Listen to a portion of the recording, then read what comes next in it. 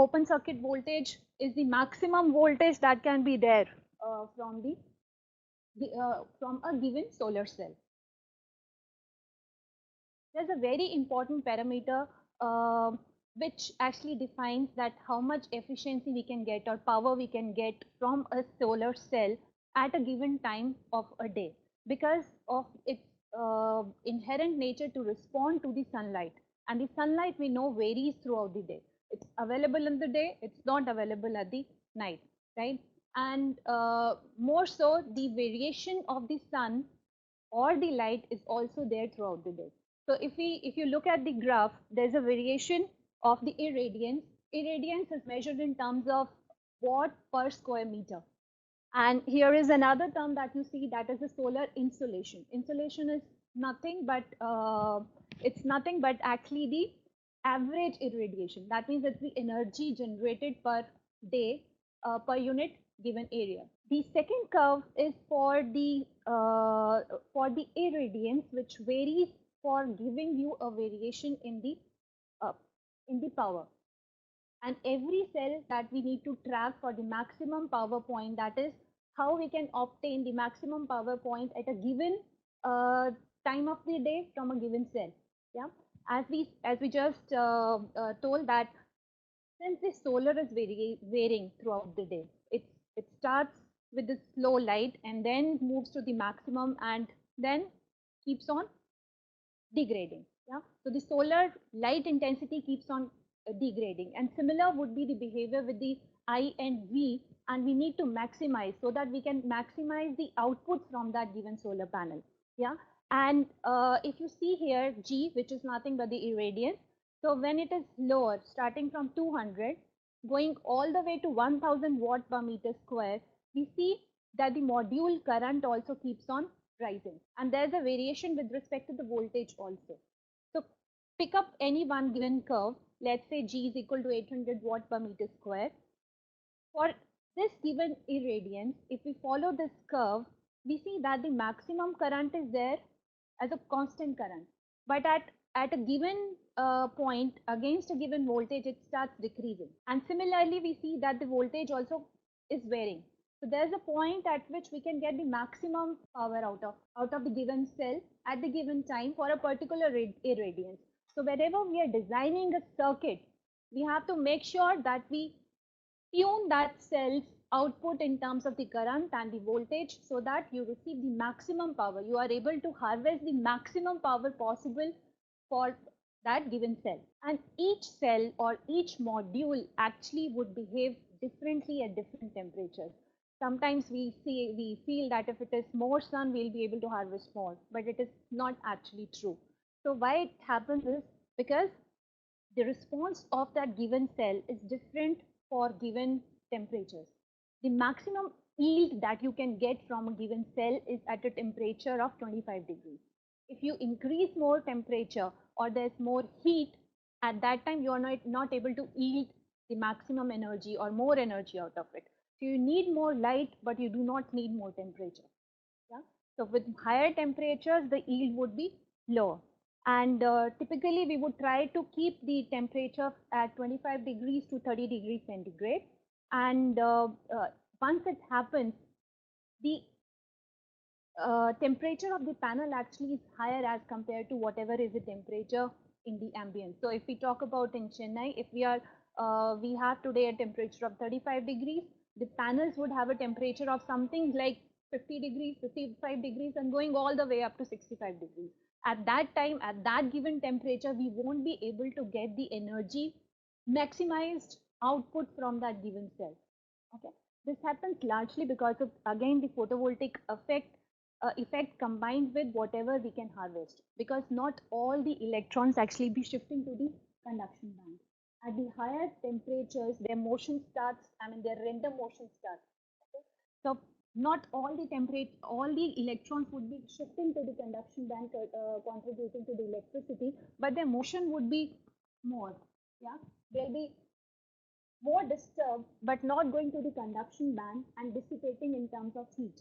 Once they start generating heat, there are more losses. So the efficiency is going down. As and when we have more losses, there's more dissipation of heat, it starts accumulating, and as a result, we get lesser yield.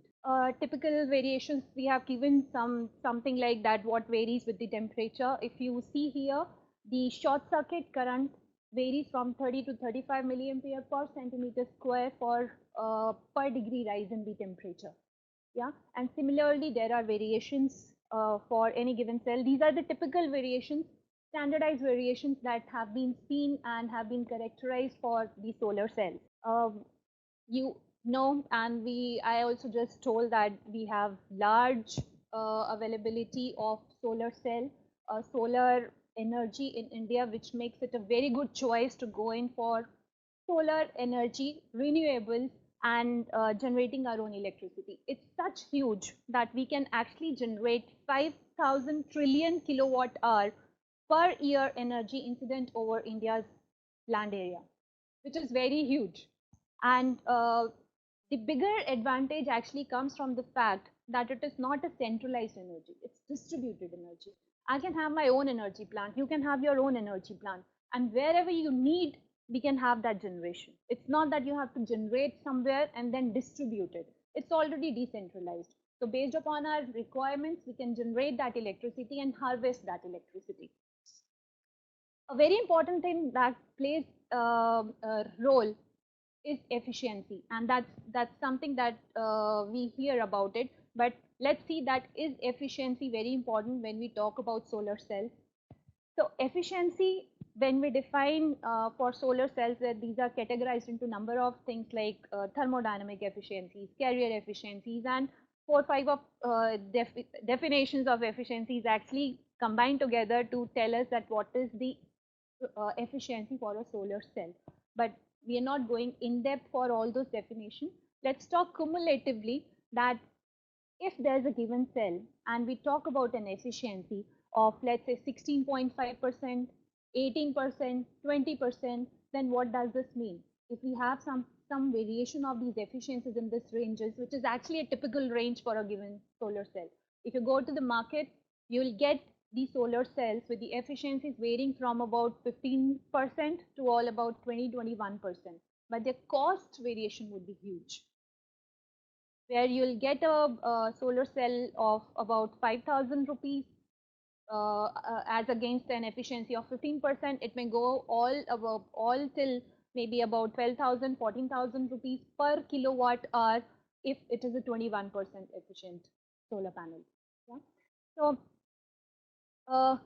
would it make a difference if we buy a higher efficient solar cell as compared to lower efficient solar cell? When we talk about this efficiency, uh, it correlates, or it's combined with the solar irradiance that we get per year. Solar irradiance, as we told, is measured in terms of watt per square meter. Yeah. By standard, we say one sun is equal to 1000 watt per meter square. This means that maximum in an area of 1 square meter, you will get 1000 watt of power, right? So if you want that, you have to generate maybe, let's say, 5000 watt. How much area is needed? So from this, you'll directly calculate that in 1 square meter, you get 1000 watts. So what would you get in, how much area is required for 5000 meters or 5000 watts? We'll calculate directly. But here the efficiency plays a role, because this is considering that it is the maximum, that is the 100% efficient. So if it is 16% efficient, let's say, or say 16.5% efficiency that we considered in this case in your slides that you were seeing. So for 16.5% efficiency, what is the area requirement would be? 5000 watt by 100 watt, which is the maximum that you could get, divided by the given efficiency, which here is 16.5. And what you get is the area of about 6 square meter. Yeah, so 0.165. Yeah? So you get an area of 6 square meter. And similarly, if you take an efficiency of about 20%,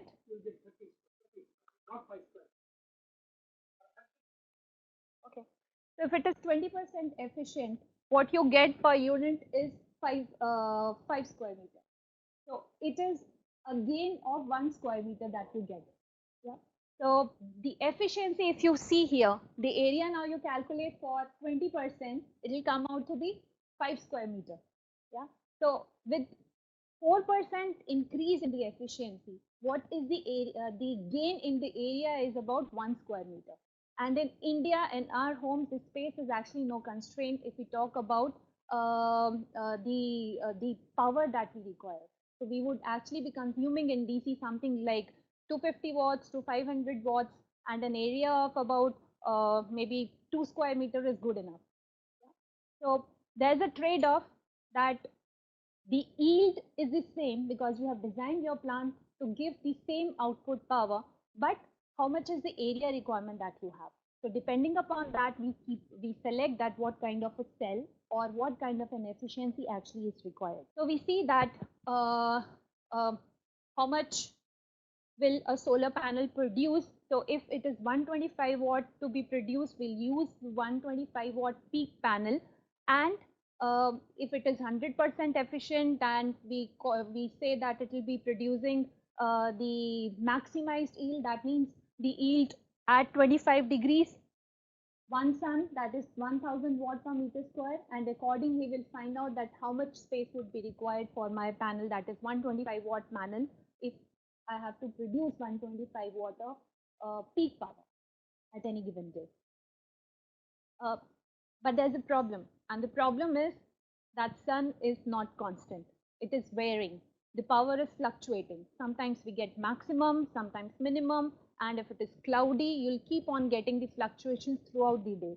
And you have to take care of it, that how to produce a constant power out of a given cell, and how efficiently you are able to harvest the power that the solar panel itself is generating. Yeah? So we cannot afford to actually lose the power that is generated by the solar panel. Another important parameter that matters is the angle of incidence. The 1000 watt per meter square of power that we get out of a solar panel is a standard thing when we are operating at 25 degrees of temperature, and the sun angle is considered to be 90 degrees. So this is a condition when we assume that the sun's radiation is 90 degrees to the surface of the solar panel. As soon as the angle is varying, we would not get that maximum. What do we do in general is that we start tracking. So if it is 90 degrees or maximum angle is what we try to keep, that this should be the angle, and as the sun is varying, you start varying your solar panel also. You start tracking the sun so that you get the maximum yield possible. And the another method could be that if it is not possible to track the solar, since the tracking also would have motors and its own electronics and would consume electricity, and you want that you do not put up so much of capital expenses and also consume power in tracking. So what you try to do is that put it at a tilt at which you can yield the maximum power. Yeah. Or else what it could be that the system is not fixed, it is trackable, but you are not doing it automated. There is no automated tracking that could be used to actually track the panels. But what instead we do is that every 2 and 3 hours you go and tilt the panel. So if you do that, you can get 5 to 6% of the gain over fixed tilting. Some other factors that account for when we talk about how much power we can get is actually number of parameters. A few that we have listed here is one, the age of cells, that is as they start aging, the efficiency actually start reducing. And then is the cell matching. We'll talk more about the cell matching in the next slide, but the matching means that how is one cell performing as compared to the other cell in that given panel. one panel is not one cell, but a number of multiple cells joined together. So how is one cell performing as compared to the second cell, and based upon that matching, we would get the result. We'll talk more about that. And then there are cable losses. So whatever you produce, ultimately it has to go to the load. But load is not just near that panel. Your panel could be on the rooftop. The loads are there in your home. And to feed that power from the rooftop to the loads, we use cables. And cables introduce losses. So what type of cables do we use? Is that thickness appropriate or not? All these account for telling us that how much would be able to get out of what has been generated from the solar. Then there are switch losses, diode losses, and again, if we have AC loads at our homes, then DC to AC conversion would also have to take place. So all those conversions actually would actually amount to a number of losses. And everywhere you have AC appliance, you'll use that DC to AC converter. Or actually, if you want to integrate with the grid, you have a grid also coming, and on your rooftop, you try to put in the solar panels and see that you are able to combine that AC power from the grid with that solar incoming power. So from at that point, again, you are doing DC to AC conversion. So that again is a loss. Let's now see that how do we make a panel out of the solar cell. You have a number of solar cells given, and each cell, as per the specifications, like this is the standard thing, ideal condition, and as per the specification gives us 0.66 volts nominal voltage. So irrespective of whatever is the manufacturer, it will give us a nominal voltage of about 0.66 volts. So if we have to make cells, have to make a panel, we have to make a string of all these cells individually. And we have to see that what kind of a panel do we want. As per my home requirement, I need 200 watt, you need 400 watt, you need 500 watt. So in that panel, out of that wattage, what is the voltage at which my appliances operate? Yeah, if it is 48 volt or whatever voltage we select, corresponding to that, you have to design your solar panel. Yeah, we'll just see that how do we go about that.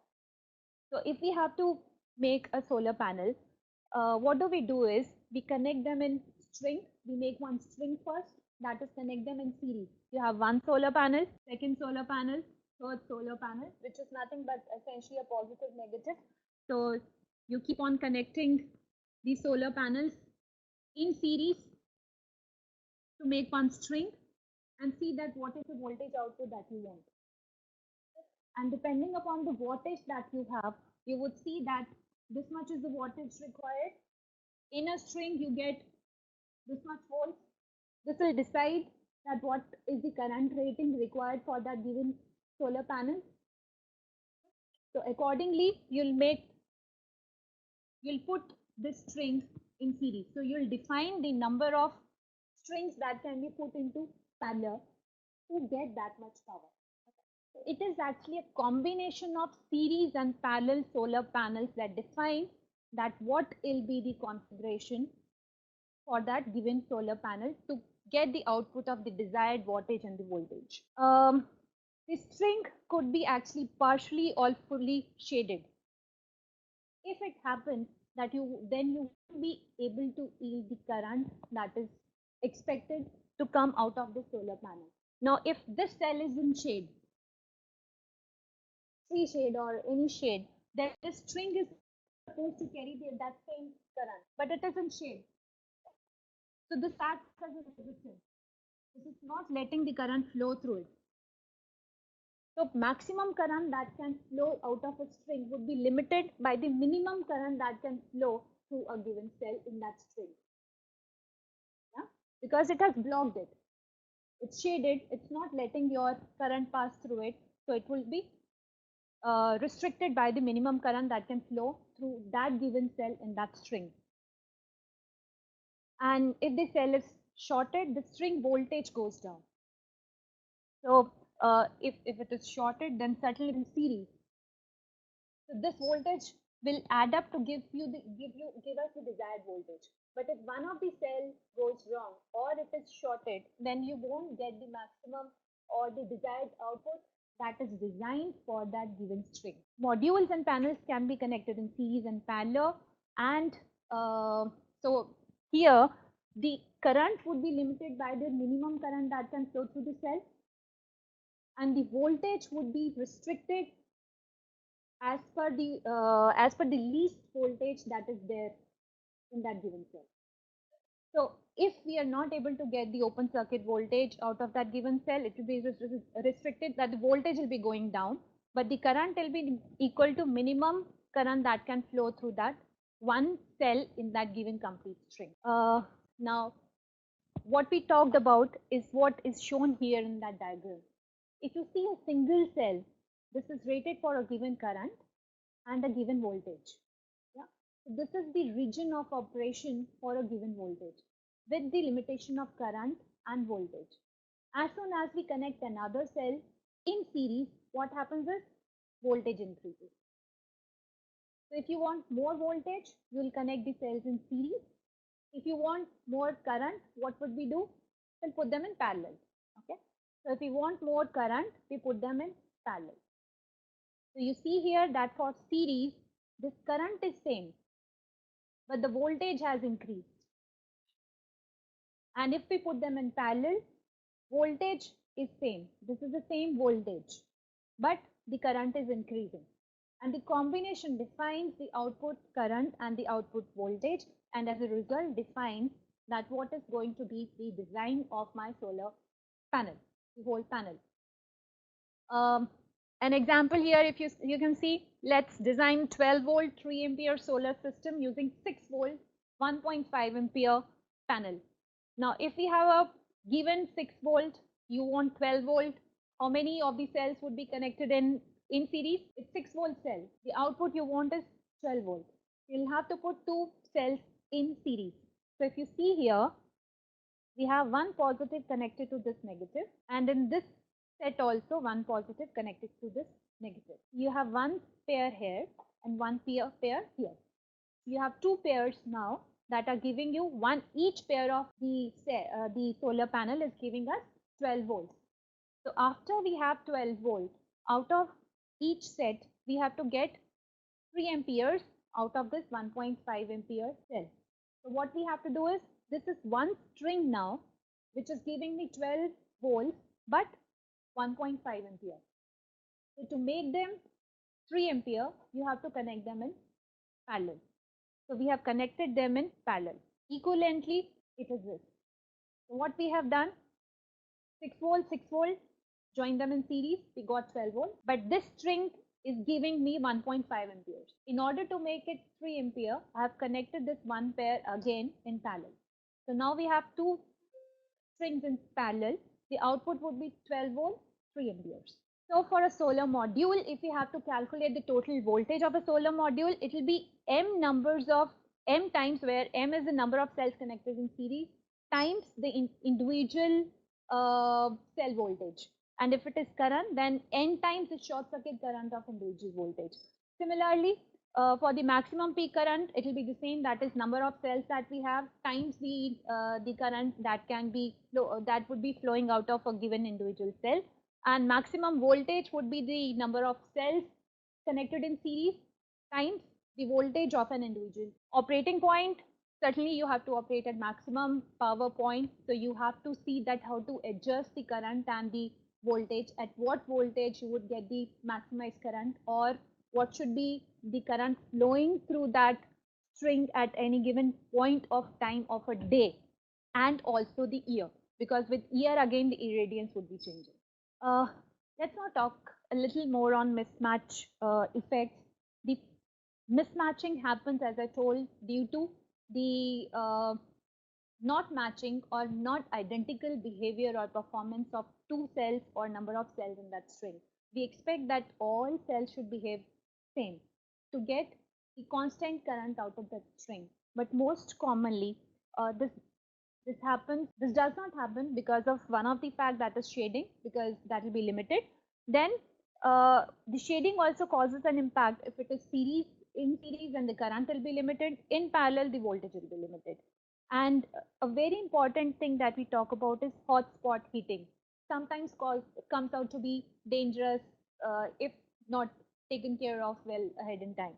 So what happens is that once we have shading happening, or due to any impact that one cell is not behaving properly, or the current is not flowing through it, what starts happening is that the the all electrons, because of its random motion, starts generating more heat. So it is localized effect. Once they start generating more heat in that given cell, all the cells in that string are trying to send the current through it. It itself was not generating much of the electricity. So what happens is that this cell starts heating. As soon as it starts heating, all around the areas also start heating. Sometimes what happens is that all the soldering, welding that is in the close proximity of that cell starts melting. And if it starts heating, furthermore heat, what happens is there are cracks on even the covers of the panel. Yeah? Maybe sometimes you would have noticed that there was nothing falling on the solar panel. It was not hit by anybody, but still it got cracked. And that crack doesn't happen throughout the cell. It's only a localized, pinpointed crack that happens. That's because of the localized heating that has happened. Accumulation of so much of electrons, and then the cumulative effect of the heating that is trying to flow, the current is trying to flow through that string. So all that causes the cracks to happen. Uh, let's see the typical economics as the solar PV cost tumbles.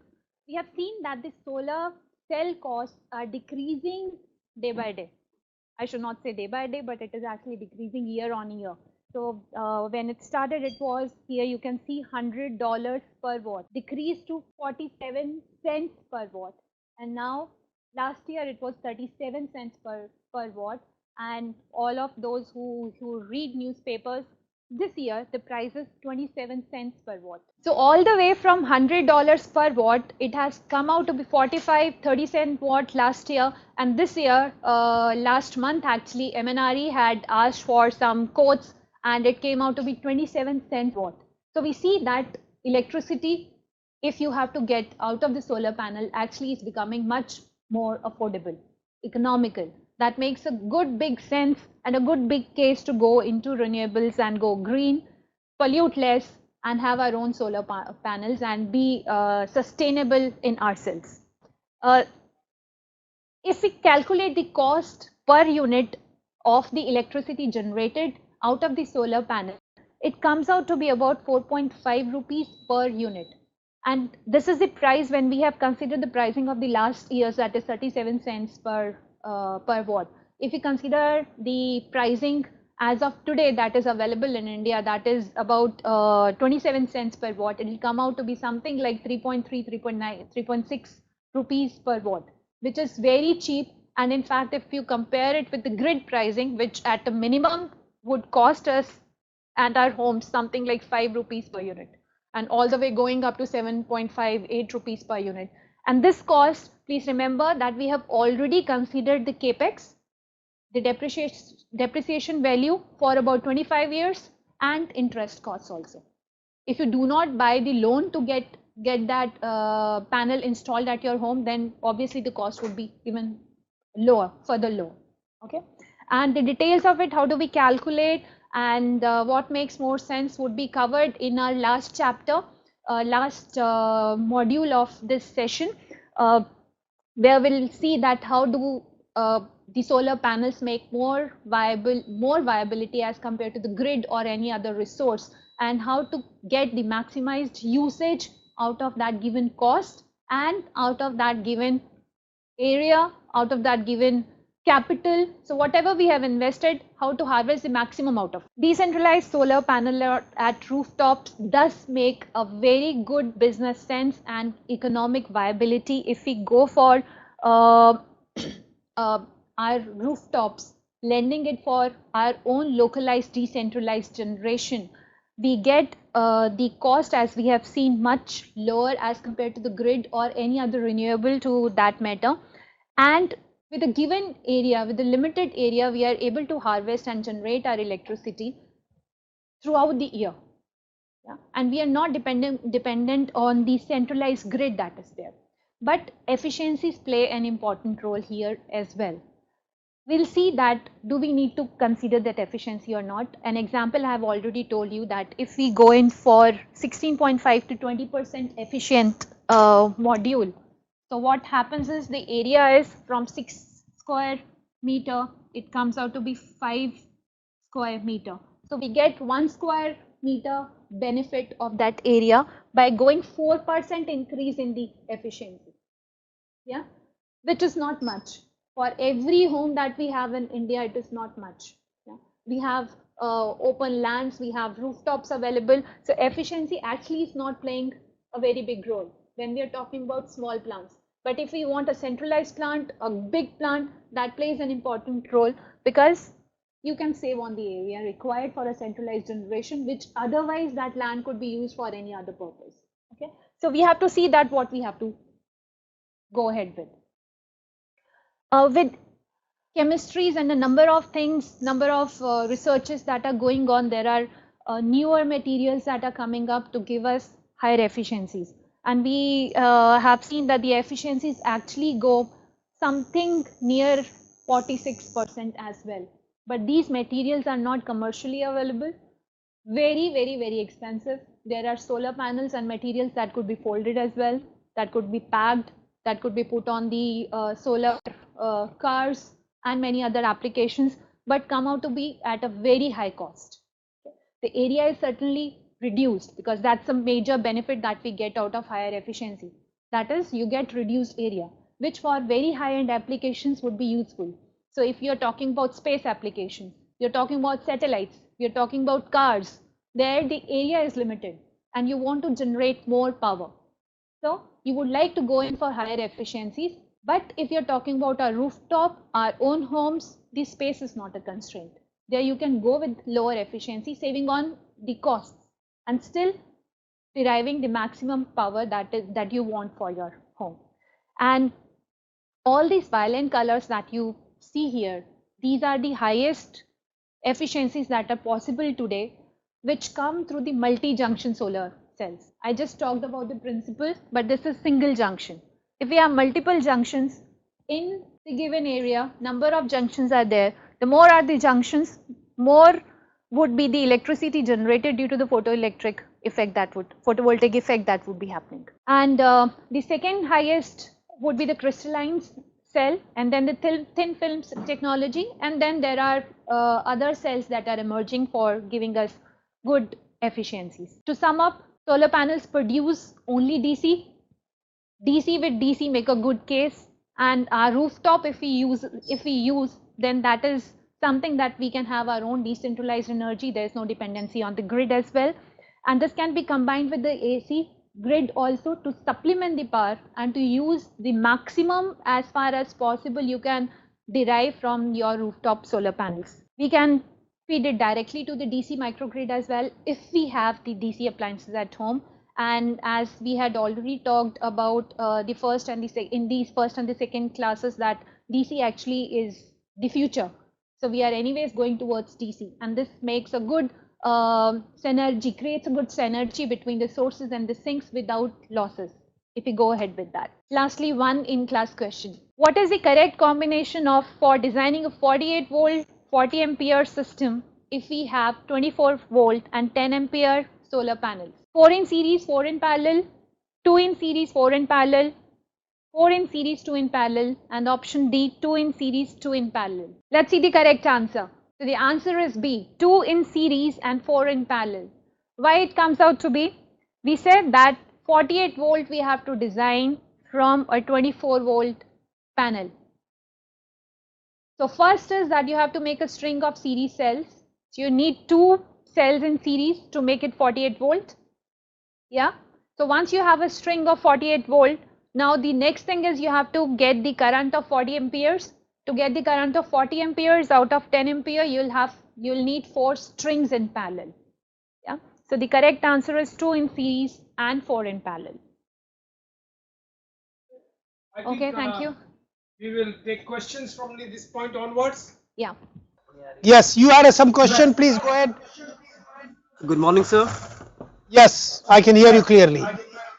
So I want to know why the PV characteristic curves coming in fourth quadrant. Fourth quadrant. I do not understand your question. Let me get back to the PV characteristics curve. This is a typical PV characteristic curve. What do you mean by fourth quadrant? This is a typical PV characteristic curve. This is I versus V curve. So I'm not able to understand. Initially here, if you apply voltage, the I is constant. And beyond a certain voltage, the I starts dropping down. And V open circuit, this is the maximum voltage. The voltage keeps on increasing. As you keep on increasing the voltage, I is nearly constant for a long time and then just falls down. So I do not understand your question. What do you mean by fourth quadrant? Can you repeat your question, please? So actually we read in books the characteristic of IV curve, and in book somewhere I read that these curves coming in fourth quadrant. I do not know which book you read and what it meant, but IV curve is exactly this, what I am showing out here. I versus this is I versus V. So solar photovoltaic, solar PV cell, this is the curve. There is a current it starts with. It keeps on generating this current. If you keep on increasing the voltage, the current is constant for quite some time. So therefore power, which is voltage into current, will keep on increasing. So you like to increase the voltage. But as you start going further up beyond this point, the voltage starts falling.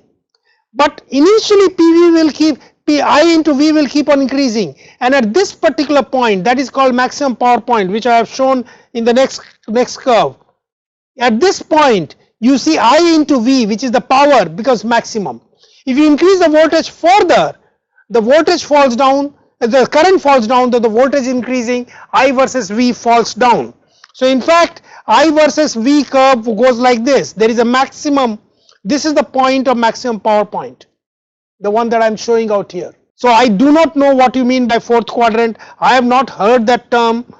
Please raise that question later on in a query giving the reference to the book, and I can try to answer that. I have one more question. Go ahead, ask the question. So would you tell me the efficiency of fixed alone solar system, like we have a fixed street solar cell or something that is fixed? Most of them are around, they have been put in last couple of years, last few years, so they will have 16% or so efficiency.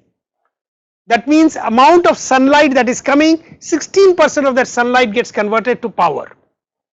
That's what it implies. Okay? Or maybe 17%, 16 to 17%. In India, it is quite common to use 16 to 17%. Today, the new plants that are coming are using mostly 17%, sometime 17.5%, but not too often. So I have some other questions. Let me go to another college. Let me start with this SVC Arun. You have a question, please. Can you raise the question? Yes. Is there any chance to reduce the size of the PV cell to get maximum power output, sir? Okay, so that is what, if your question is, can you reduce the size of the solar panel and get the maximum power output? I think it is related to the efficiency.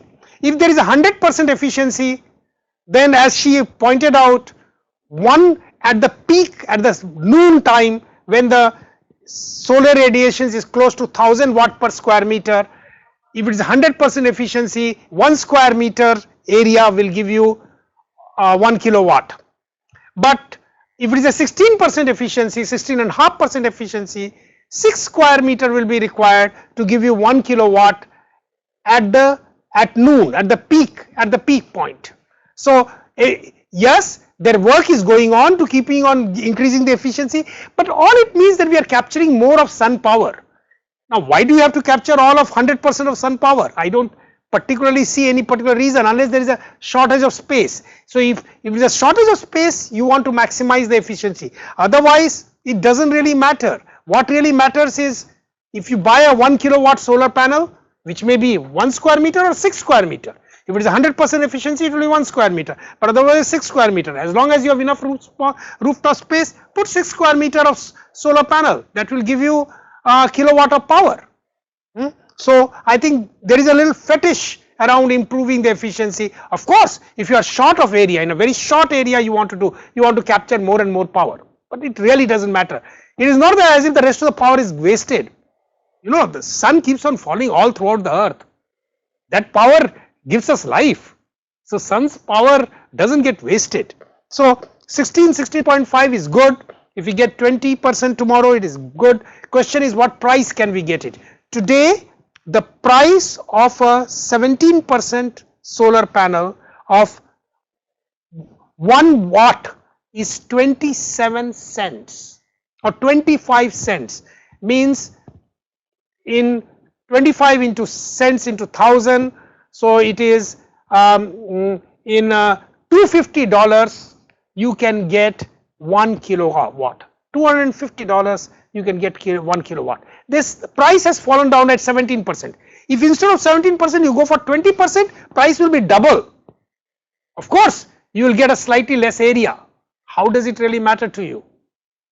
In India is extremely price sensitive market. What is most important is what is the lowest price cells that we get. We can afford a little bit big area. Just to point out, you know, if we have to produce all the electricity that we produce today, how much of, and if we are just suppose by rooftop, all the electricity that is produced in India today, what percentage of area will it require?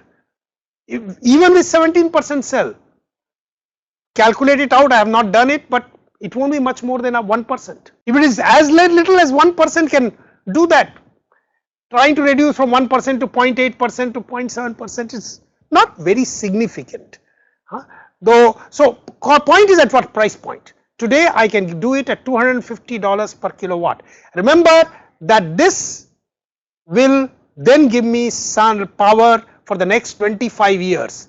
The life of a solar panel is roughly 25 years. So that is what it will give me. I will go to another college. I see a college, Pradeep Singla. You have a question, please raise the questions. Yes? Can we vary the supply of DC solar panel with load? DC solar panel with load? Can you repeat the question? Is that the question? Can we vary the supply of solar panel with load? Supply of solar panel. Can you vary what of solar panel? Can we vary the supply, sir? Supply, sir. Supply of the solar panel with load. Yes. You know, solar. Okay, solar panel will give you, depending on the sunlight, will give you a certain amount of power. Now what do you do with that power? You have to utilize that power immediately. Either you have to utilize it in lights and fans and televisions, or put it into a battery, or push it back to the grid. You cannot wish that power to go away. Power doesn't. Of course, it is possible for you to not draw full power by actually not operating at maximum power point. You can deliberately operate at a slightly higher voltage. If you do at a higher voltage, your power output will go down. So if you have a lower power requirement, you can operate at lower power voltage, lower power. It is possible, but to that extent the power is being wasted. All right. I think in the next lecture, not today's lecture, but L5, fifth lecture, I'll deal with this a little bit more.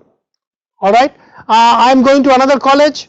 There are a number of hands. Let me start the college. Nanda Kumar, GCTHR. Yes, go ahead. Hello? Yes. What is the theoretical reason? As temperature increases, what is the theoretical?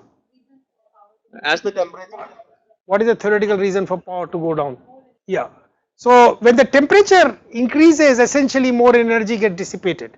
That's a simple answer, and only a part of that energy gets converted to electricity. More energy gets dissipated. That's a simple answer. I don't really have on top of it, ask a semiconductor person, he will be able to answer you better. Huh? Okay, sir. More random motion, higher temperature causes, Dr. Prajotkar says it causes more random motion, and as a result of that, you get less power. DC, are you Satpal? Hello. Yes. Yes, go sir ahead.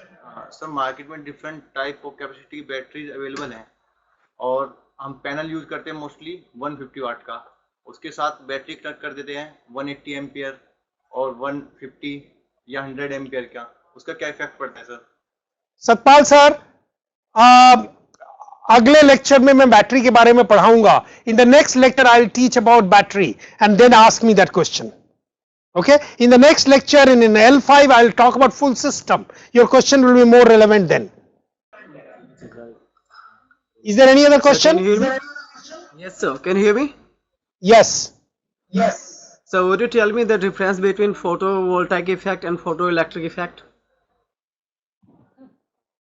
I think they are pretty much the same. I think, I don't think they are two names. I don't know.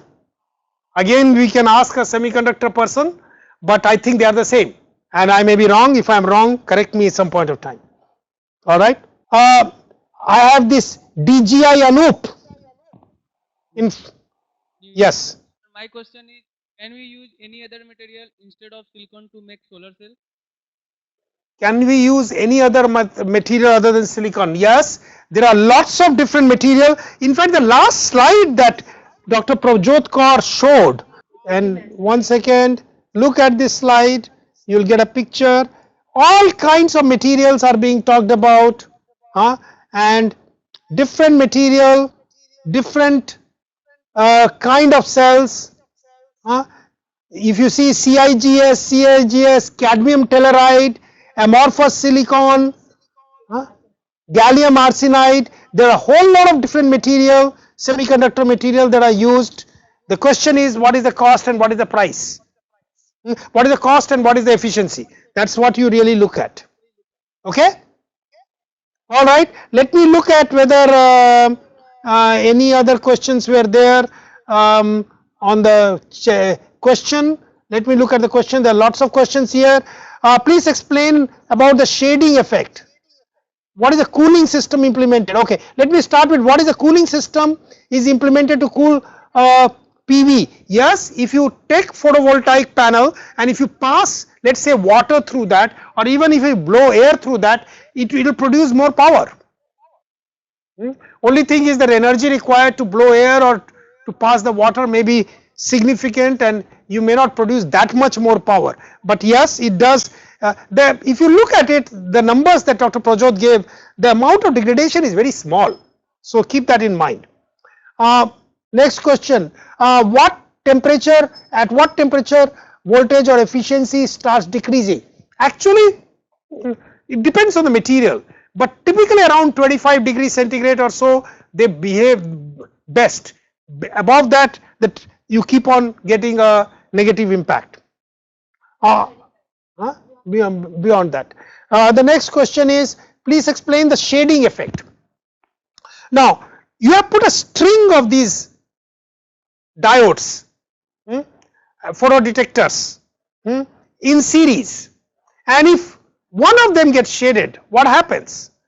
That does not produce the current. So the first impact is that shading will mean that current will not be produced.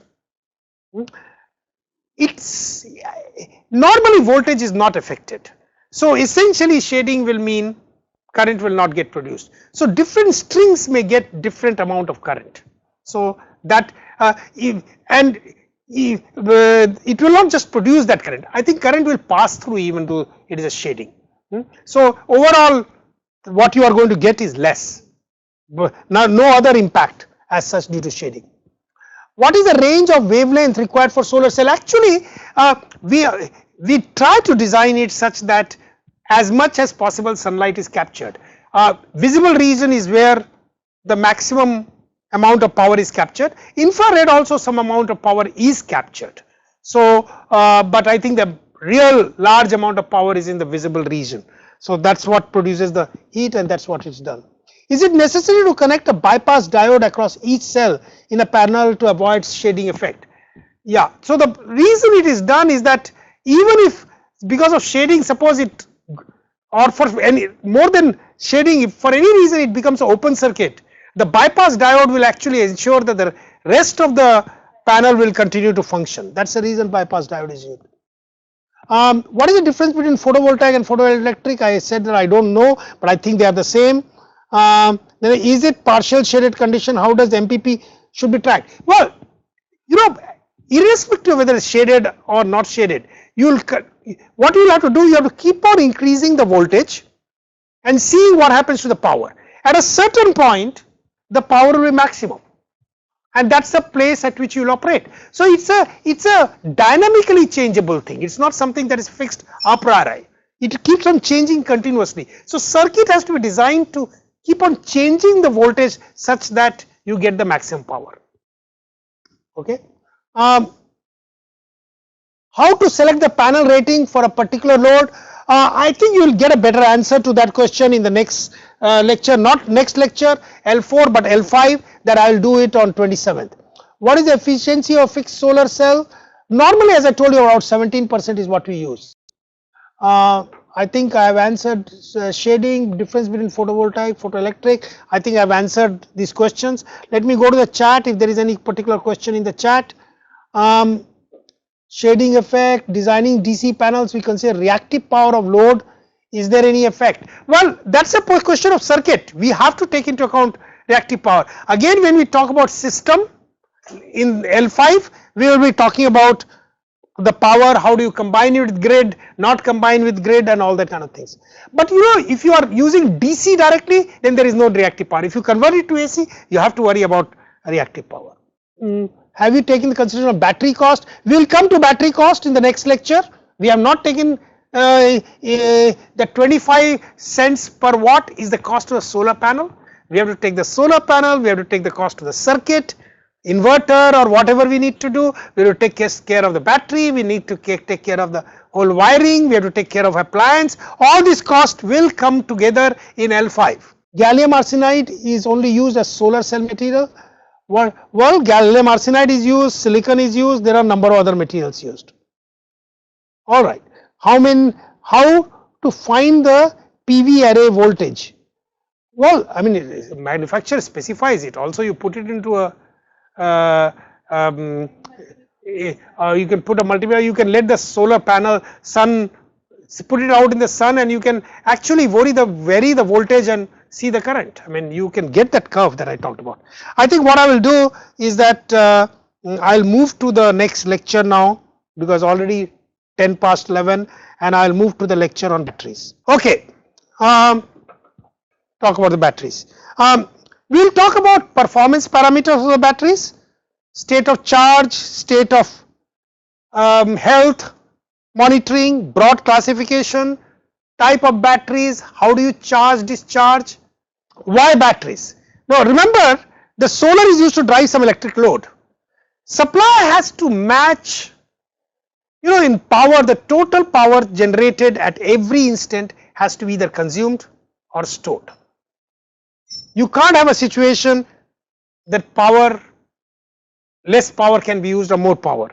As solar power fluctuates, exact matching of load is not possible. Needs some balance, either source or a sink. And of course, grid can act as a source or a sink. Grid is a very large infinite power, and you can put solar power, and whenever there is excess power, you can feed it back to the grid, and whenever there is a deficit power, you take from the grid and push it to the load. So grid can be a balancing, but remember, grid may not be there. And also feeding power back to the grid, when you have to of course feed AC power, it has to be synchronized. If it's a small panel of 200 watt or 300 watt, it does not make sense. If it's a 50 kilowatt power, you must always put a bidirectional connection to the grid. But if it's a small panel, what do? And you still have to match. Of course, you can connect it one way to the grid. You can draw from the grid. So sourcing from the grid is possible. But what about sinking? If you have excess power, then the load, what do? Then you should use batteries. Electrical battery can be used as a sink, so you can charge the battery and later on use it. For example, typically you can charge the battery in the daytime and use it in the evenings. So battery is extremely important. Source come sink. Grid is another source come sink, but remember, grid as a source and sink is meaningful only for large solar panels, not for small panels. And also, if grid is not there, you are in trouble if you don't use a battery. So solar power is available in the daytime, batteries can be used when sun is not available. Of course, the other thing is portable. When you are portable, you are not connected to the grid. Your laptop is not connected to the grid. So battery becomes very, very critical. So batteries are all around us and we'll be working on it. What is the first parameter that you really have to ask? Somebody asks you that you want a battery, you will ask what size or battery capacity. Typically size actually means capacity. Size does not mean the physical size here. What is the capacity? And capacity is given in terms of watt hour or kilowatt hour. What does a kilowatt hour mean? It has 1 kilowatt can be used for 1 hour, or it can be used 2 kilowatt for half hour, or half a kilowatt for 2 hours. So kilowatt hour or watt hour is what is used. Sometimes batteries are not specified in terms of watt hour. Voltage is considered to be given and it is specified in terms of ampere hour. So if 48 volt is there, 48 volt into ampere hour will give you watt hour. So watt hour is implicit, voltage is not defined, voltage is assumed to be given. So it is defined in terms of ampere hour. For example, if you buy a battery cell, the battery cells, if you take a lithium ion battery cells, they are all of 3.7 volts or 3.6 volt. So that is considered to be known, and therefore they will only define in terms of 50 milliampere hour, 25 milliampere hour. That's a power that it can store. It is the amount of power it can store. So 1 kilowatt hour battery could be 48 volt 20 ampere hour, or 24 volt 40 ampere hour, or 12 volt 80 ampere hour. It could be anything. Voltage does not, voltage into ampere hour will give you watt hours. And where voltage is of less concern, of course, depends on what voltage do you want. The next very, very important characteristics, and very often not understood, that is rate of charge discharge. What is the rate at which you can charge? Maximum rate of charge and discharge. Now, terms are like, for example, used is 0.1 C. What does 0.1 C means? C is the battery capacity. So if it is a 1 kilowatt hour battery, 0.1 C means 0.1 into a kilowatt is the maximum rate of charging discharging. 100 watt hour charging or discharging. 100 watt hour charging implies rate of not 100 watt, well 100 watt. It is 100 watt, rate is 100 watt. So in 1 hour you will charge. 100 watt is if it is a 0.1 C. Or 2 amperes in case of 48 volt. It takes 10 hours therefore to fully charge a battery. Actually, you may take a little more time or less time, we'll come to that. But if you linearly charge, it will take an empty battery to get filled in 10 hours, and at constant 0.1 C discharge, it will take 10 hours to completely make it from 100% to 0%. You will not do that. You will never do a battery 100% to 0%. We'll come to that later on, but that's what the capacity means, and that's what the charge discharge rate means. 0.2 C means 0.2 times the capacity is the rate at which you can charge discharge. So if it's a 1 kilowatt hour battery, you can do 200 watt of charging discharging. Now the maximum rate plays a very important. 1 C basically means you can discharge the battery in 1 hour, you can charge the battery in 1 hour. You can have a different charge rate and discharge rate. So charge rate could be 0.1 C and discharge rate could be 1 C. 2 C means in half an hour you can charge discharge. In 2000 watts, 1 kilowatt battery, you can push in power or pull out power at 2000 watt rate. Now, why is this important? Depending on the battery, if you use charge discharge rate beyond a certain specified, the battery's performance gets affected and battery will get bad. So you will not like to exceed the maximum charge rate or discharge rate that is specified by the by the manufacturer. Of course, the manufacturer not only specifies the maximum rate or discharge rate for giving the maximum performance, best performance, and I'll come to the performance in a short while. It also specifies maximum charge rate or discharge rate at what temperature? At a certain temperature. For example, it may say you can charge 0.5 C at 25 degrees centigrade. That means you can charge in 2 hours at 25 degrees centigrade. Can you do this at 35 degrees centigrade? No. You will see there is a impact. So temperature also becomes an important parameter. But typically batteries are specified in terms of around 25 degrees centigrade. So the charge rate, discharge rate, capacity is important, charge rate, discharge rate is important. State of charge. What is the percentage of charge left? 70% SOC means it's 30% empty, 70% full. Very simple state of charge is what is the current state of charge? Okay, if it is fully charged, it's 100% state of charge. So fully discharged, a 0% state of charge. Depth of discharge. Now this is another important parameter. To what, once you charge the battery and start using it, up to what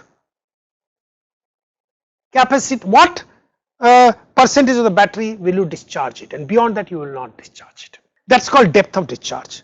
For example, depth of discharge of 0.4 implies 40% of the battery must not be discharged.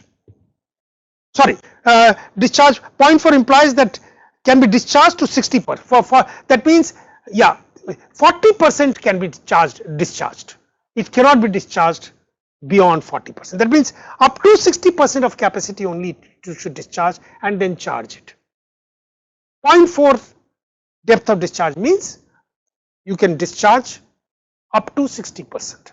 0.6 depth of discharge means you can discharge up to 40%. 0.7 depth of discharge means you can discharge up to 30%. Now it's important.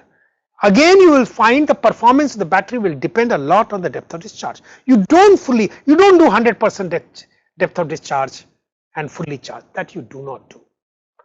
Batteries which do 100% depth of discharge or charge will get life will get very badly affected.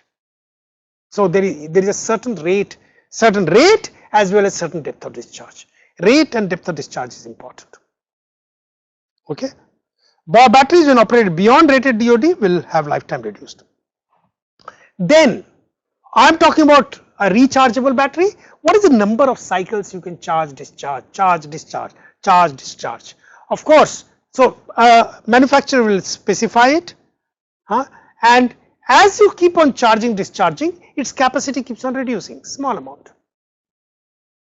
So for example, if you have a 2000 cycles depth of charge discharge cycle, that means 2000 times you can discharge it up to the depth of discharge and then charge it again, then again discharge it up to the depth of discharge, then charge it again and charge it and discharge it at not rate then more than the maximum rate specified.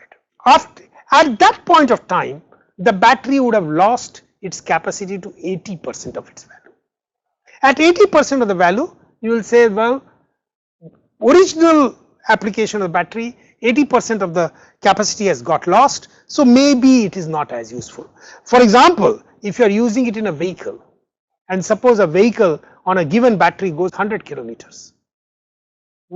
Now, it has already, the range has reduced to 80 kilometers. You will not like to use it, you like to replace the battery. Does it mean the battery has got damaged? No. In a stationary environment, you can say it's a new battery, but with 0.8 of the initial capacity, and you can discharge it more. In a, you can say its capacity is less. But for a vehicle, you want to get the maximum range, so you don't want to use it beyond 80%.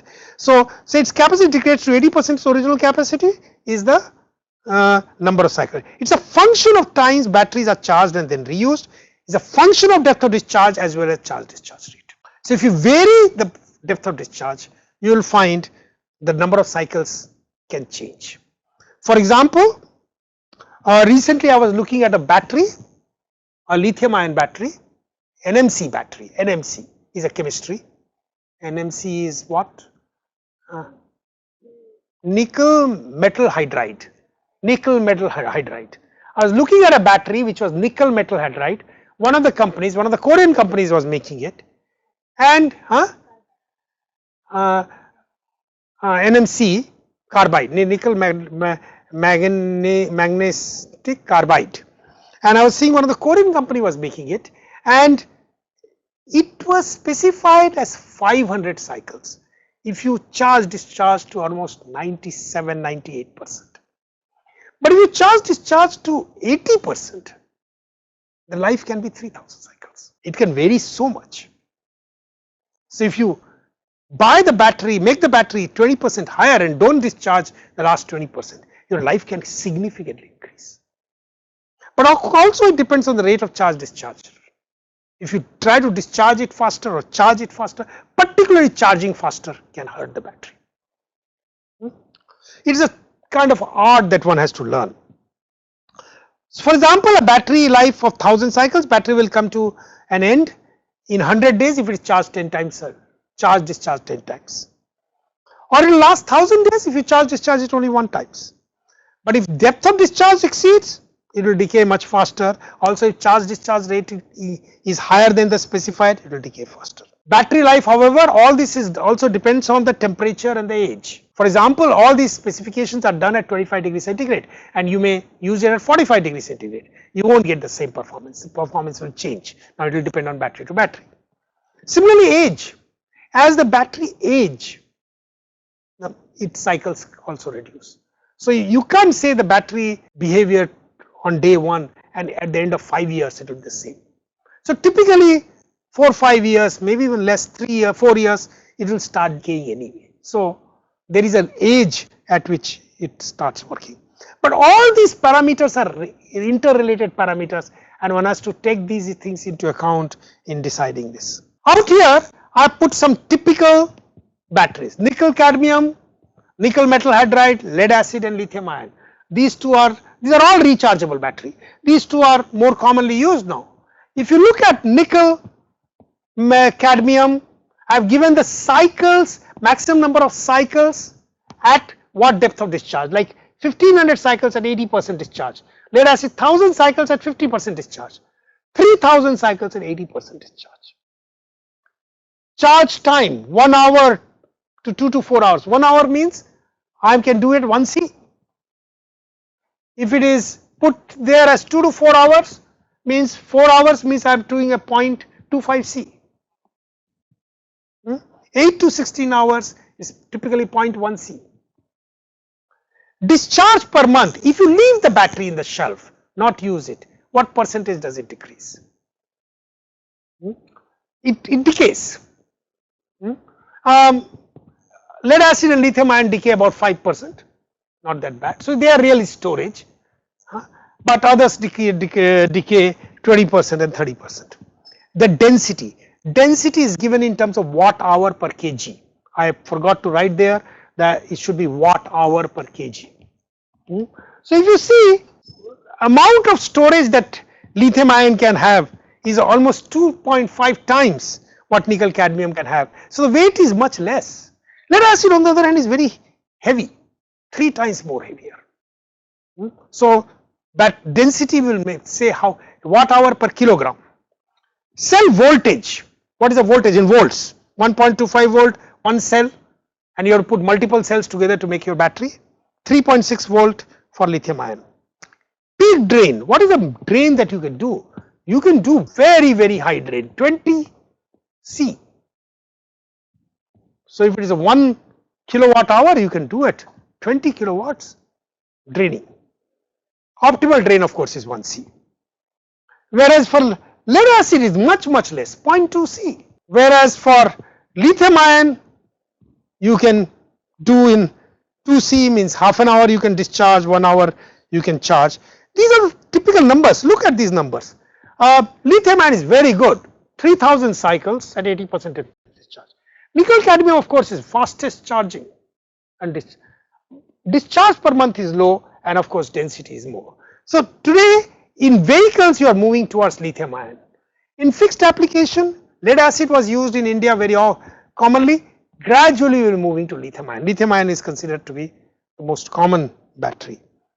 Of course the costs and all those things will come. Battery cost depends on the energy stored, capacity in kilowatt hour. So if I buy a 10 kilowatt hour, it will be typically 10 times 1 kilowatt hour battery.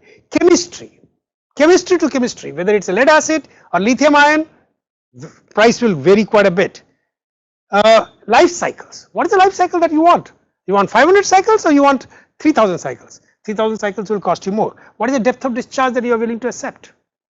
If you are willing to accept less depth of discharge, then, and rate of charge discharge. If you want fast charging, fast discharging, cost more. For example, there are batteries where you can charge in 10 minutes now.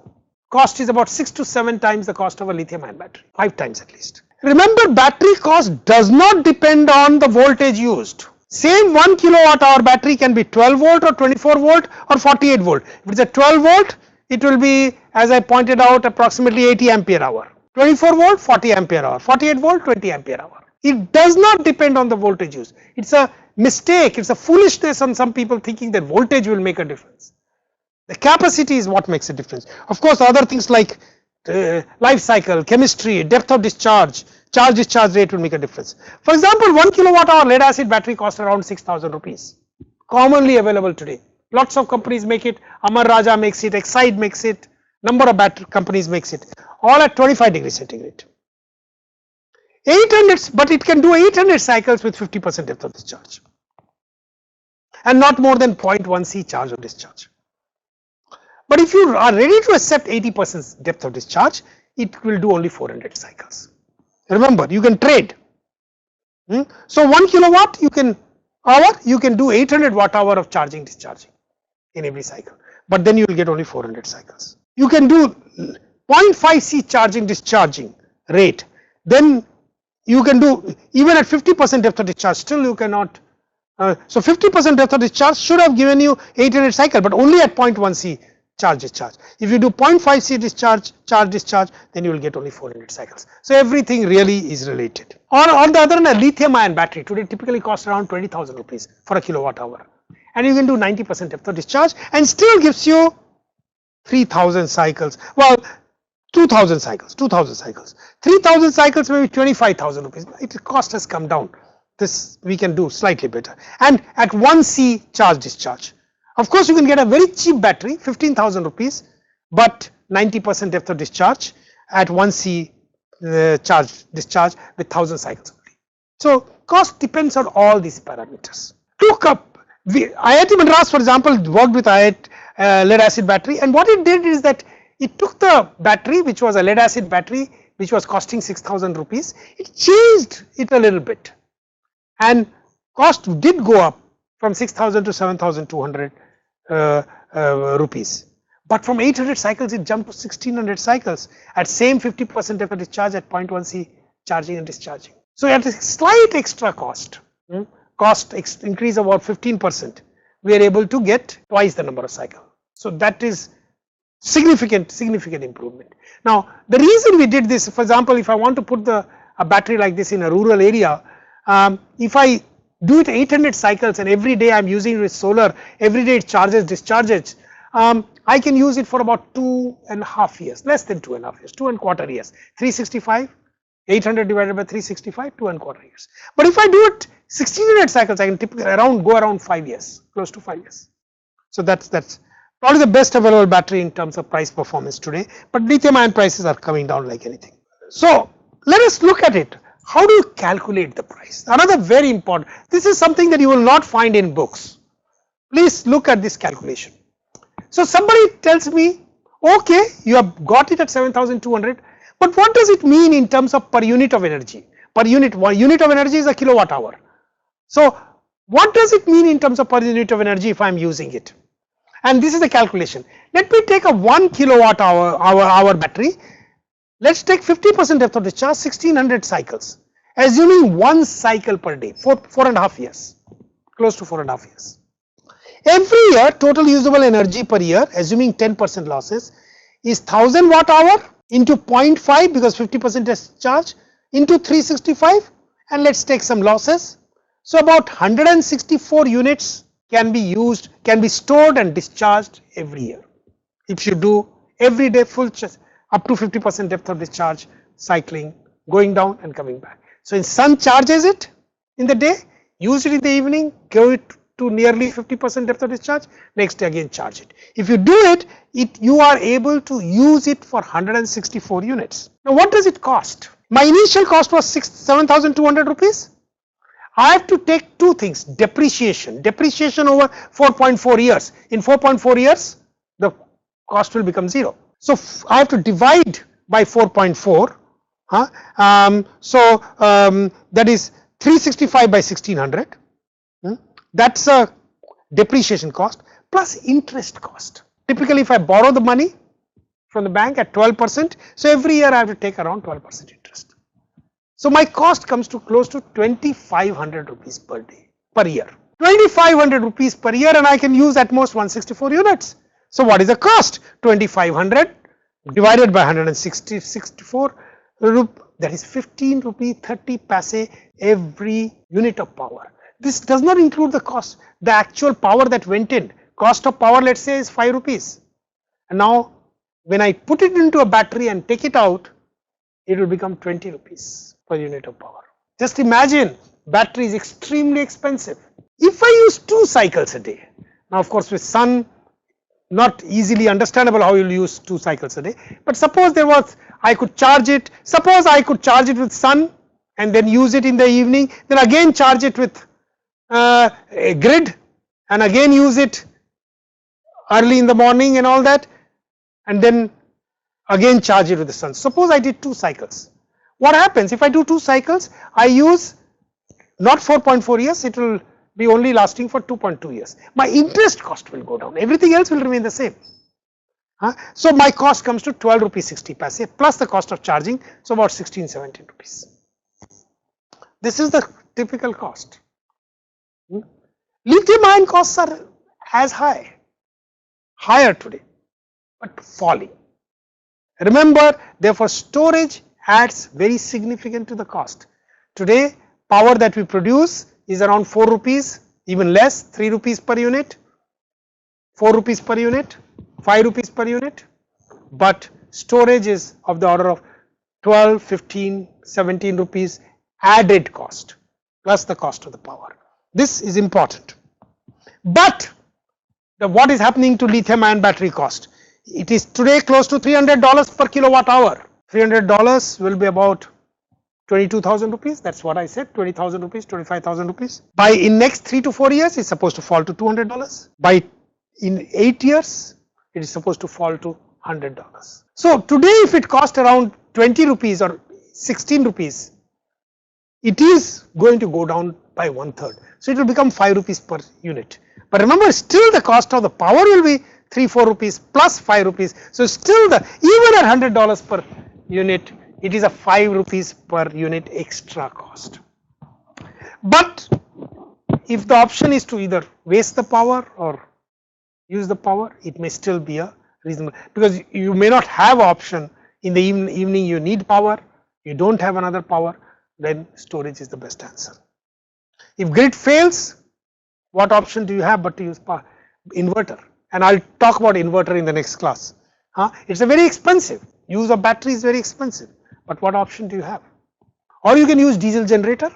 Diesel generator is even more expensive, cost is around 20 rupees. Well, today it's comparable, 20 rupees and 15 plus 5, 20 rupees, but battery prices are falling down, solar prices are falling down, diesel prices are not likely to fall down.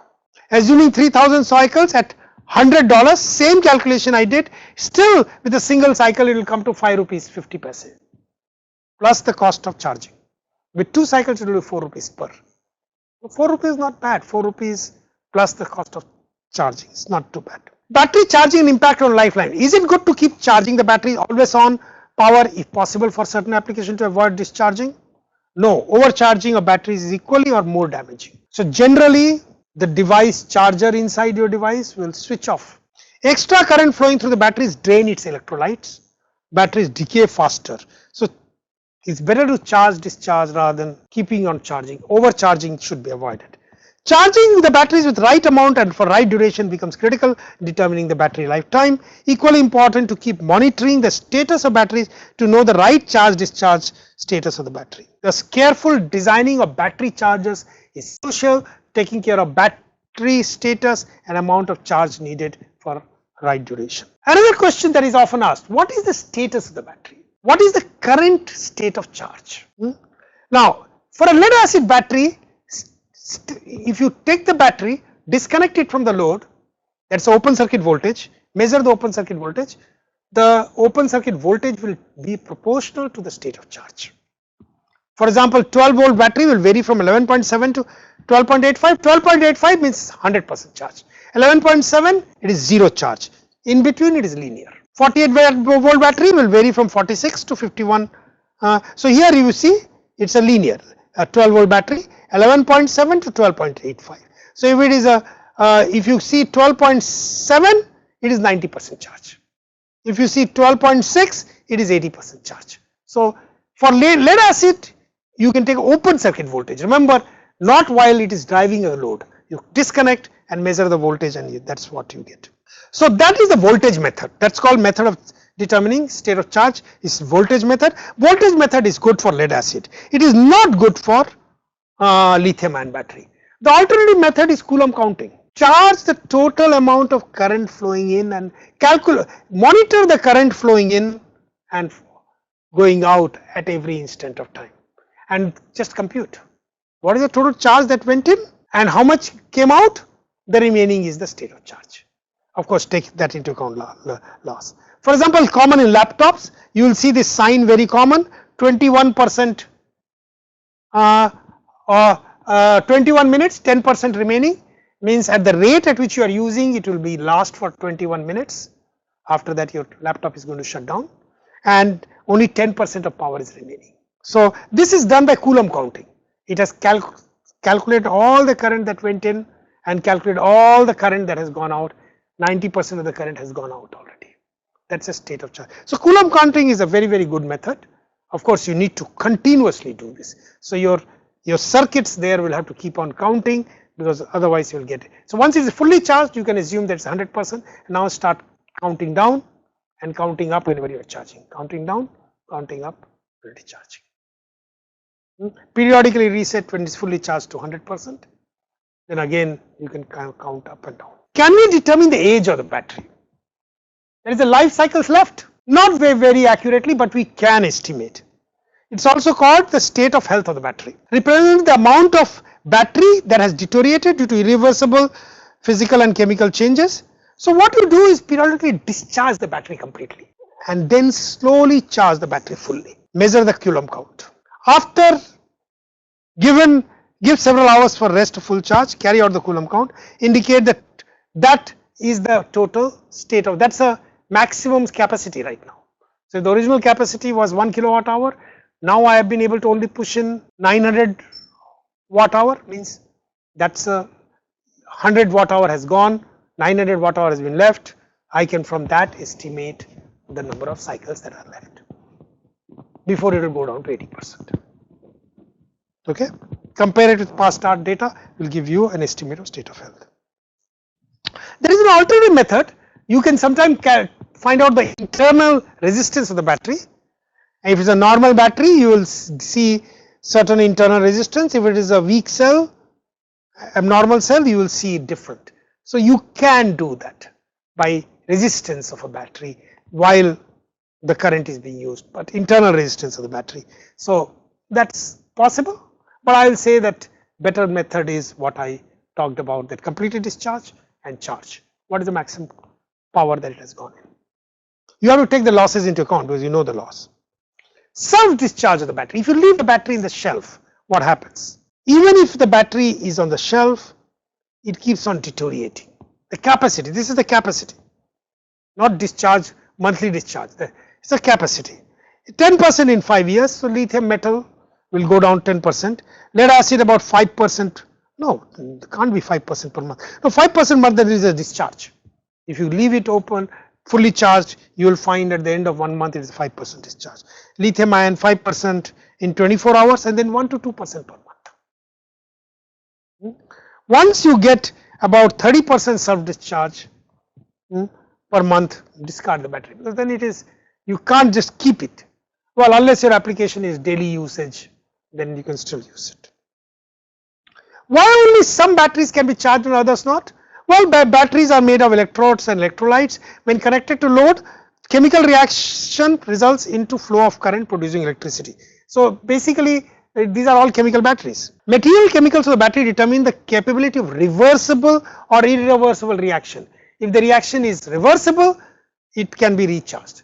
Primary battery, it is not reversible reaction.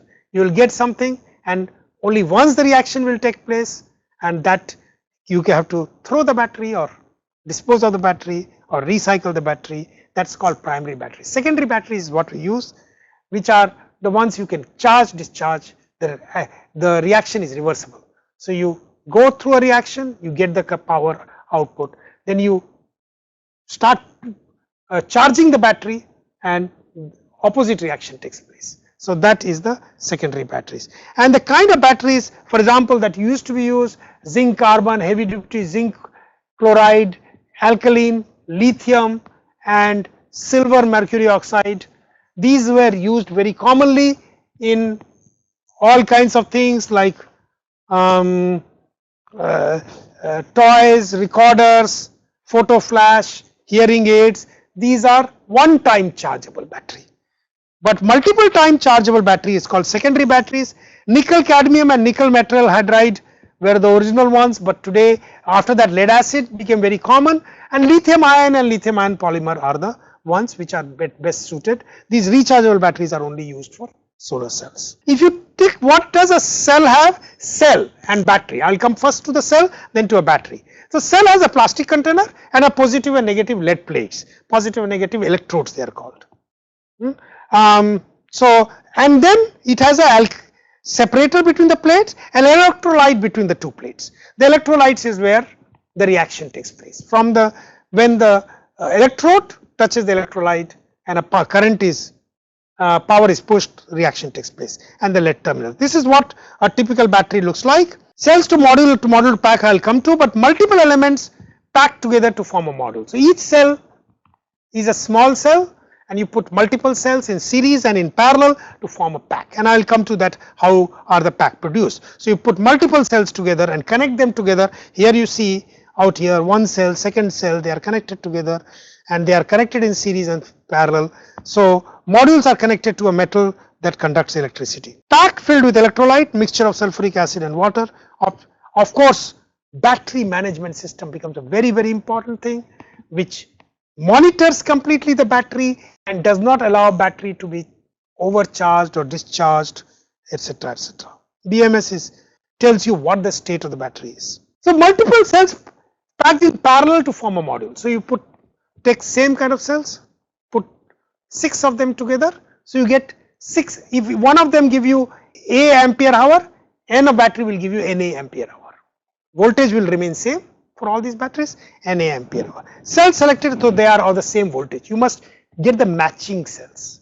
Sometime when you get from the cells, some of the cell may be slightly higher voltage, some will be slightly lower, and if you parallel them together, the current will flow between cells. You don't want current to flow between cells. The cells are connected with a metal that conducts electricity, so that becomes the electrode. So series number of cells in parallel and two metallic plate, that become module. Multiple modules in series. Now you put them in series to form a pack. And a battery management system is a must to get optimal performance, especially in lithium-ion battery. What does a battery monitoring system does?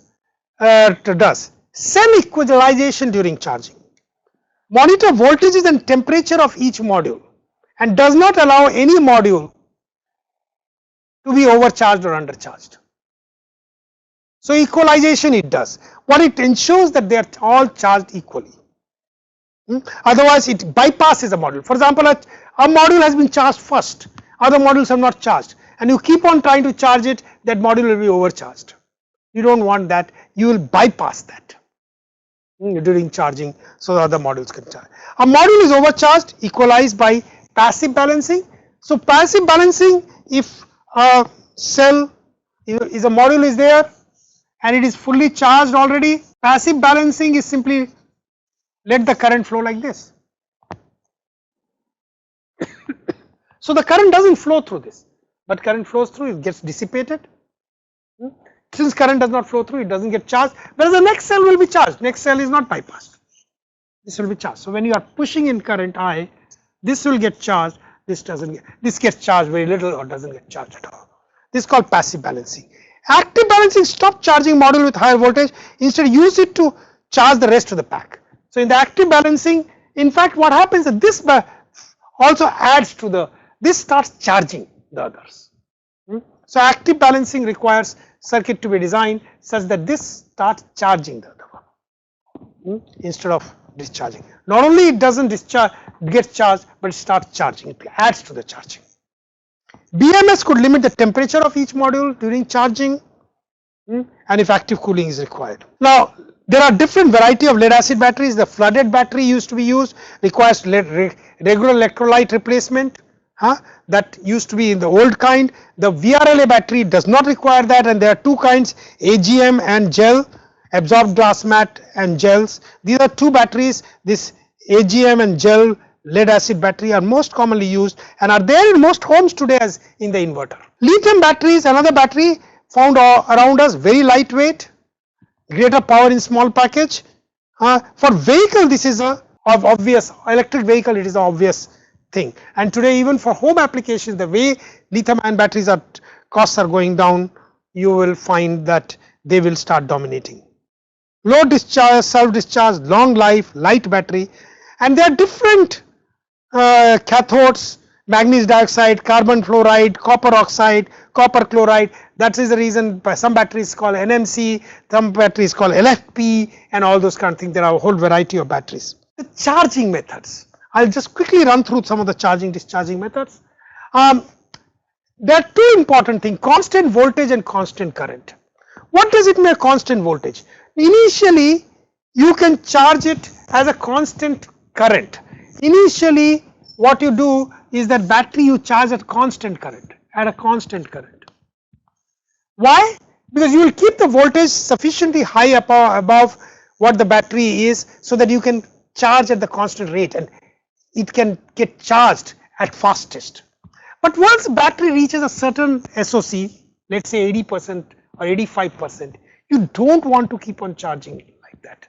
You want to apply a constant voltage and charge slower and slower. As you approach, it becomes 97%, you charge at a very low rate. So that is a constant voltage. There are other things like taper current, pulse charge, negative pulse charge, IO charging. I'll let you go through that. I'm not going to get into the details. These are methods. This is the constant voltage and current charging. This is a constant voltage.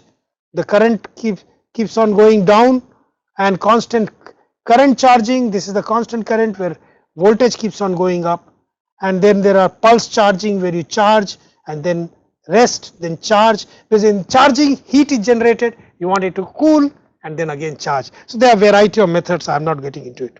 Secondary use of batteries. Even though a battery may not be usable in one application because it has gone down to 80% of the original size, it may be usable in other application. This is very important. For example, a battery which is used in a vehicle, once it becomes 80%, you want to remove that because otherwise range gets limited. But you can always use it in a stationary application. That's called second use of battery or a third use of battery. They are very common now, particularly with lithium ion. Lead acid is not that common. Particularly the first use is in vehicles, moving vehicles, second use is in fixed applications. Battery swapping. Battery swapping instead of battery charging used in terms of vehicles. So what you do is that you go to a petrol pump when your tank is empty, you put the petrol and just run. Once the tank is again empty, go to another petrol pump. In a very similar manner, you go to a battery swapping station, a full battery is put. Battery is a container for power, full battery is put. You go around, when you start running out of it, you come to that place and again a battery gets swapped. The reason battery swapping is used because battery swapping may take a few minutes, depending on the size, 2 minutes to 5 minutes. Whereas battery charging may take 2 hours, 7 hours. Remember that I told you 0.5 C, 0.5 C is 2 hours. Avoid big investment for replacing old batteries. Where does this option find best use cases? In situations where high usage of batteries or high requirement of charge discharge rate. So battery swapping. For example, in India, we are planning to introduce electric vehicles in very big way with using battery swapping, both for buses as well as for 3-wheelers and 2-wheelers. These are typical prices. Today, lead acid battery with 50% depth of discharge around 6,000 rupees. Lithium ion cost per kilowatt hour is 15,000 rupees, but you can go about 85% depth of discharge, more like 18-20,000. Of course, the rechargeability, longer lifetime, Indian environment, direct DC integration will come. All the batteries taking DC power in, DC power out. So we will come to that in the next lecture. Well, I am coming to my last quiz, and then I can allow some questions. First question: when batteries are operated beyond their depth of discharge, lifetime is reduced, lifetime is increased, cannot be charged anymore, reaches a balanced state. Question number 1. The correct answer, of course, is A. Please look at the question number 2 and answer me correct. Which among these can be recharged? Primary battery, secondary battery, both or none? So first, all right, I think that's for the this thing. If you have questions, we can now answer questions. So I'll give charge to those who are asking questions. If anybody asks me questions, I'm going to give them chance. Yeah, I see Nanda Kumar is asking question. I'm going to start Nanda Kumar. GCTHR. I only see 4 people, but please tell your question.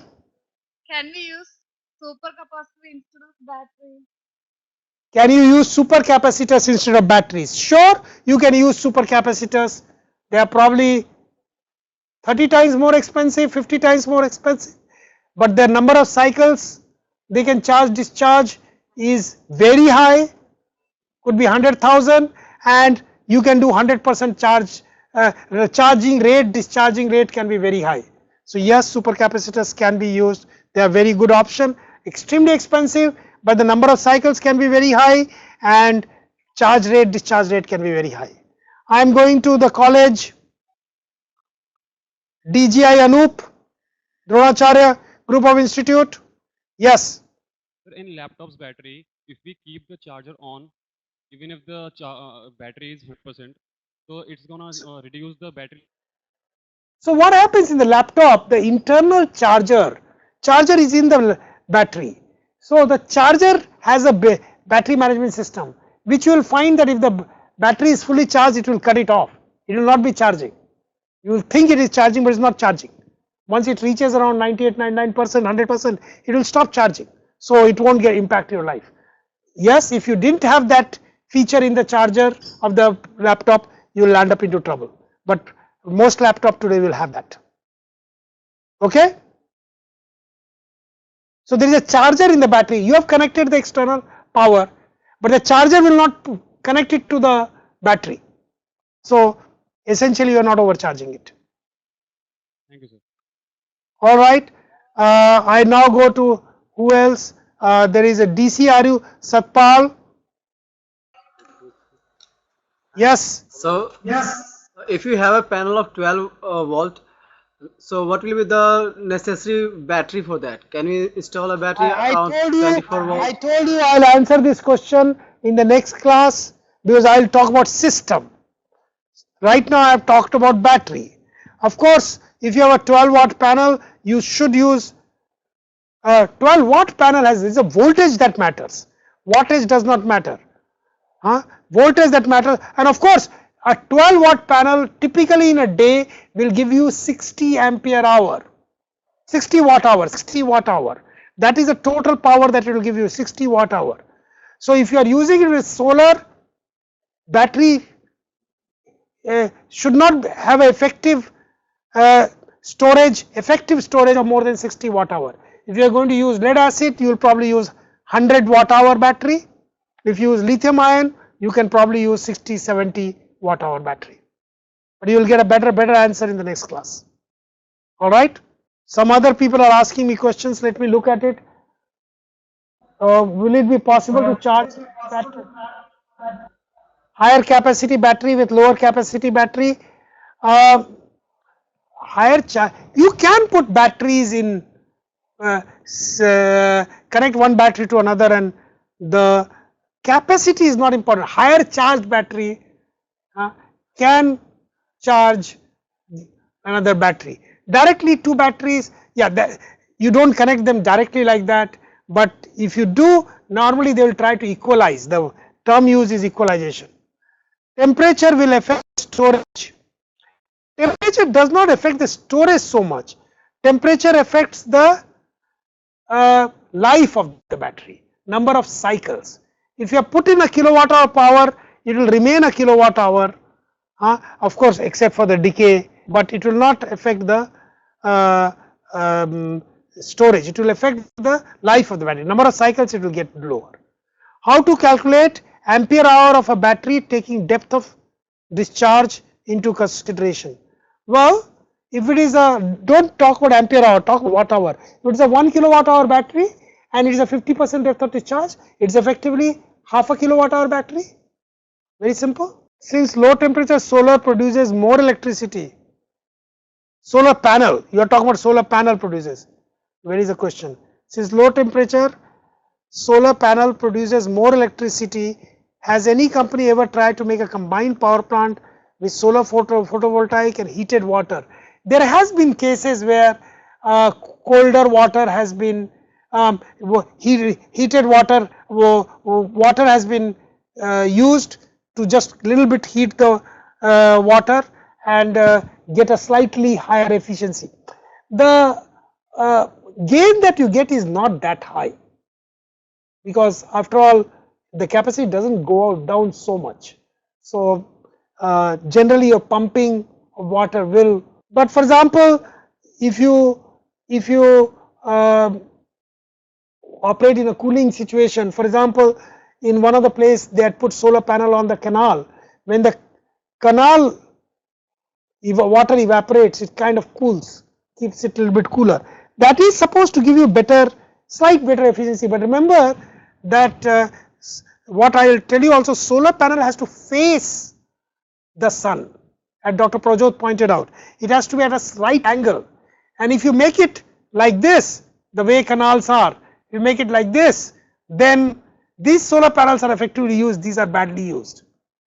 If you try to make it very long, I mean full canal width is high, and you make a full panel full width, then the cost of structure goes up very high. So overall, do you gain or do you lose? Whatever I have known, you have lost rather than gain, but of course it can become a very good publicity value. Can we make more solar panel, make the solar panel in circular shape so the panel will rotate with respect to sun? Not circular shape, you actually can try to rotate the whole panel that with the sun. They are called trackers. Trackers can be used. You can get a gain of about 20%. So what Dr. Prajot did not point out, a typical solar panel will give you 1 watt of panel will give you 1500 watt hour in a or 1600 watt hour in a year. If you put tracker, it can give you as high as 2000 watt hour. So you will get a gain of about 15% to 20%, 15% to 20%. You will get a gain if you use tracker. What happens if battery is not charged linearly? Well, if the battery, you know where is pulse width modulation used? You charge it a higher rate and then don't charge, because let the battery cool down. The battery will not get heated up. If battery gets heated up, the life gets reduced. So pulse width modulation is a method by which you can charge at slightly higher rate but not charge continuously. Is constant charging method, what is the reference current? Constant charging current is, suppose there is a maximum charging rate is 0.5 C. So that's the maximum current that you, based on that you will actually use it. How can we predict the cost of lithium ion battery will decrease? Well, one is seeing the market. This is a market forecast, and R&D forecast. You are seeing new R&D, you are seeing work getting done, you see the past record, costs are coming down. So this is a market forecast based on the material, based on the capacity, based on the R&D and things like that. What happens if large charging current is allowed? Well, if you allow large charging current larger than the C that is allowed, you will decrease the life of the battery. From 1000 cycle it may become 600 cycle or 300 cycles. What track ARGG allowed in industry? I can't. Why TRCAH ARGG allowed in industry? I can't understand the question. How did get decided? No, I do not understand. How to calculate charge SCRG time? SCRG time, charge SCRG. I can't understand the question. Can you please explain blocking diode importance in solar PV system? It was explained that, well, blocking diode or bypass diode. Bypass is used, the diode is used if for shading or things like, or if a damaged cell, in a case of a damaged cell. Yeah, you do not allow, normally by blocking diode is used so that from the system power does not flow into the solar panel. For example, if you are connected to the grid, power should not flow in the reverse direction. Okay, I think there are some more users who want to, there is one more, Satpal, who had not got things. Now let me again give them one more opportunity. Yes, Satpal. So would you tell me, can we increase the efficiency of a battery or cycle? I gave you an example where we did from 800 to 1600 cycle. Either of course you use to change the chemistry, or essentially you can play with the thickness of the electrodes and the electrolyte. A little bit of change in physics can improve the battery life cycle, and you have to really do hard work on that. Thank you, sir. It's not trivial. All right, I think pretty much I've got everybody. There is some more question. How do I know? How can we determine the current supplying capacity of the battery has or should require as per the load? Let's answer this question when we in the next class. Why trickle charging is not allowed in lithium ion? Well, trickle charging is allowed. Who says it's not allowed? Trickle charging is allowed. We do trickle charging. How do I know the battery is discharged beyond depth of discharge? Well, we have to either monitor, in case of lead acid battery, the open circuit voltage, or in case of lithium ion, we have to do Coulomb counting. I think pretty much I've answered all the questions, and it is 11 past 12, so I will stop here, and in the next class we will continue this. Thank you.